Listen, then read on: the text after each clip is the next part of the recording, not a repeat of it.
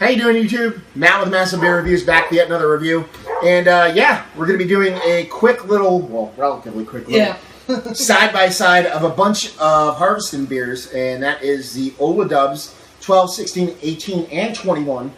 And the Orach Slie, I guess you would call it, which is a lager. So a different beer. You can see by the color laid out in this that it's a totally different beer. But we had them all, so we figured to do them side-by-side. Here's the only caveat. We already did them, but my thing screwed up, so we're going to re-review them real quick and see what's what. That's why there's less beer in the bottle than there is in the glasses, so such is life. Yeah. First up, Orach Slie. Let's slide that over here and see what we got. Okay, lager, aging Glenfarclas casks, Speyside Scotch, one of my favorite scotches. Like I said, we already did this. First off, that is a lager. You do not see barrel-aged lagers unless it's a Baltic Porter or Doppelbock or something like that. Yeah, it looks almost Pilsner in color.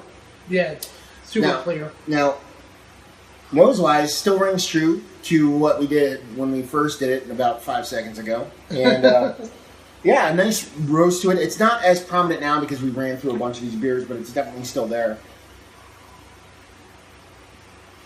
Just very drinkable. Oh, my God. Yeah, it's like a session Scotch-aged beer, which is like an oxymoron, really. If you think about it. Barrel aged at 6%. I could pound these. This is like golfing barbecue beer. Oh yeah. You know. Yeah. We need to get more. Yeah, that. Yeah, I picked this up. Brad picked up all the Ola Dubhs. Thank you, Brad.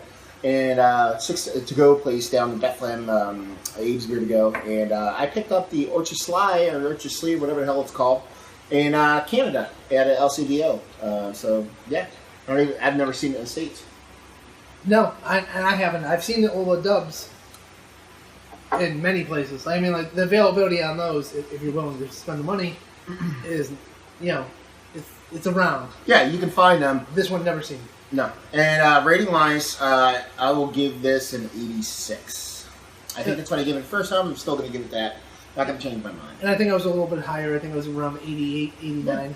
And I said it was just very nice mix of the beer and the barrel. It's a perfect mixture, which actually is a testament to the brewers, because it's a perfect mixture between that Scotch barrel and a lager.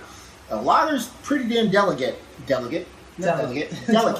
and Scotch is a pretty prominent flavor. So to get that balance right is pretty badass. So I'm a fan, especially on such a light lager. I mean, like, it was gold. It wasn't red. It wasn't dark. It was a light lager. So next up, we are going to go into the 12. Like I said, we already did these. We're just doing it on camera. Pampamine time, baby. This was the winner. This is the winner when we originally did it. Yeah, spoiler alert. And then there was a lot of char, a decent amount of Scotch, a nice, like, rich fruitiness, like a cherry, like a dark cherry fruit. But I said, like, as I said in the first time that we did it, the smoke is actually, like, barrel smoke, verging on meat smoke, and it comes across very well in this one compared to the other ones. Yeah, and that's just, I mean, and we've touched on this in the other review, which is now gone forever. I'll drink to that. Yeah, but what it is in general, Old Engine Oil is not a strong enough beer to hold up to the aging process that's done in the barrels. I mean, it's a good beer. It's one of my favorites, but it's just the body of it is not holding up as you progress into the bigger barrels. So unfortunately, this is the smokiest and the one with the most flavor. Yes. Really, it is, and it's the best one. And it's the atypical rule that not all beers are meant to be barrel aged. And with going into the youngest being the best, and I said it on camera that didn't record before going into this. I was really curious. Because I've always, in my brain, said I've liked the youngest one more than the older ones. And I didn't know if that was true because I've had them all on separate occasions and actually run through these and have that validated. It's kind of awesome. Number 2. The 16-year-old. He's still there, man. That barrel's still there. It's just a little bit sweeter. Yeah, not as huge. It goes over to like a booziness with the barrel. And not as much char. Yeah, not smokiness. More oakiness and then a little bit of more cherry for me. As I said, it just gets a little thinner. That's the problem. Yeah. And each iteration gets thinner and thinner. And like I said, with mine, with my rating, I think it went, 90, I believe is what I gave the 12-year-old. I think I went You were 87. 86, 87? Yeah, 87. You were a little bit above where you got the lager.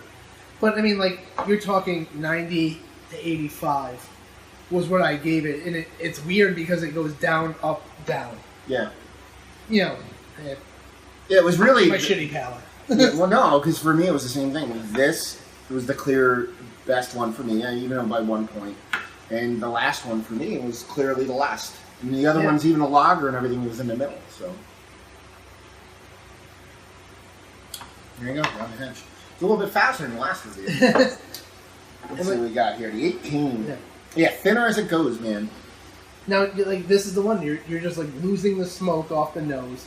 You're kind of going a little bit more into the darker fruit notes, like cherries or figs or whatever you want to... so you're getting more of a sweetness on the nose, less of a barrel char, which is just confusing the hell out of me. Because it should be out. It should be smoky, smokier, smokier, smokiest. Yeah. And it's not. It's just, boo-boo. Yeah, so... it's just one of those that, like, it's screwing with my brain. Yeah. Like, I'm thinking it should go smokier, but it's not. And this is the thing. They're not... The whole thing isn't bad. It's just... For the price point and what they are, I expect these to fall in the 95 to 90 range. And for me, they're falling in the 87 to 83 range. Because this here, for me, is like, I think I gave it an 85 last time. That's what I'm going to give it. Yeah. And the same thing. I mean, Matt goes over, at the end, he'll go over the... value and availability, but I mean, I spent $12.95 a bottle. Yeah. On ours. What are you doing now? For me, that's poo-poo value. At that price point, the quality of beer you're getting, I would give it a value of like a 4 because it just should be higher.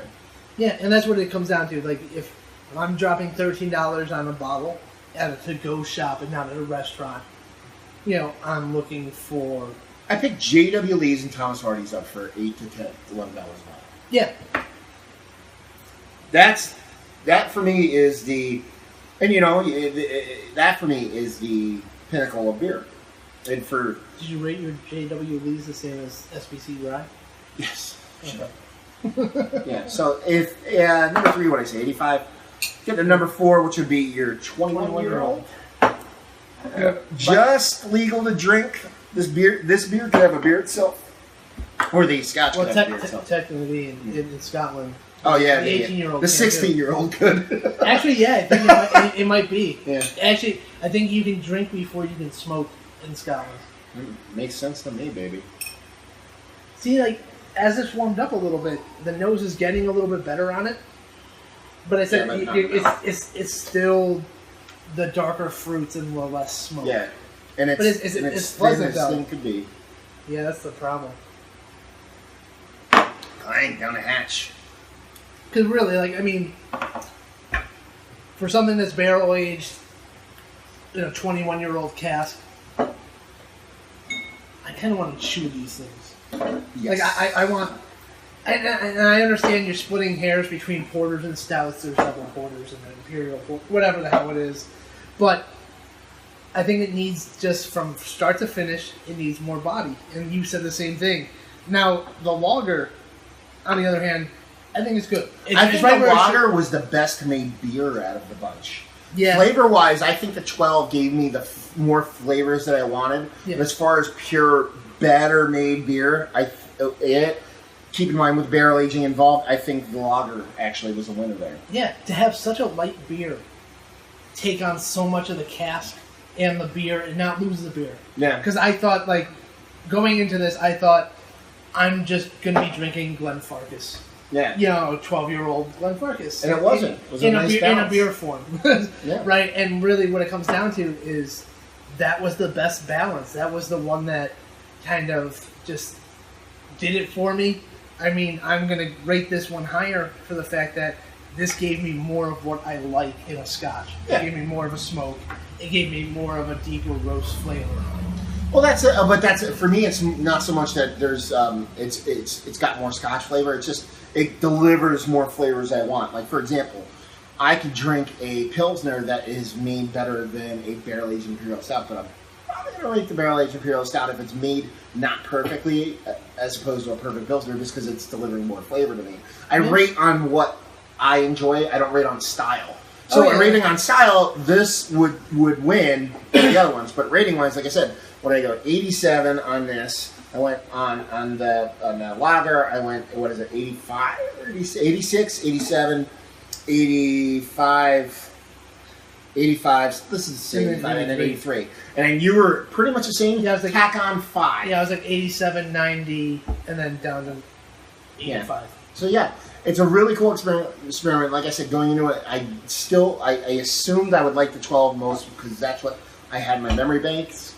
And I'm going to tell you right now, I think it's worth more. The fact that you paid the same for all of them is kind of weird. Usually it goes up in price. Yeah. But yeah, not too shabby of a side-by-side. So there you go. Because it's weird, like 21, whatever, but 30 and 40 are like, you pay like $28 for the 30-year-old.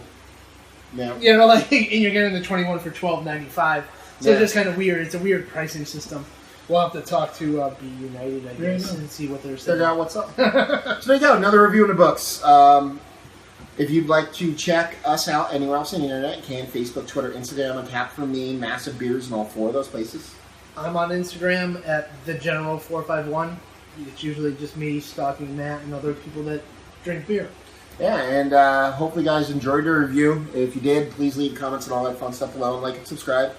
And hopefully you're drinking a nice barrel-aged ale right now, and hope to see you next time. And you missed the best review, which was the first one. Sorry. Cheers. I like this one better. I did.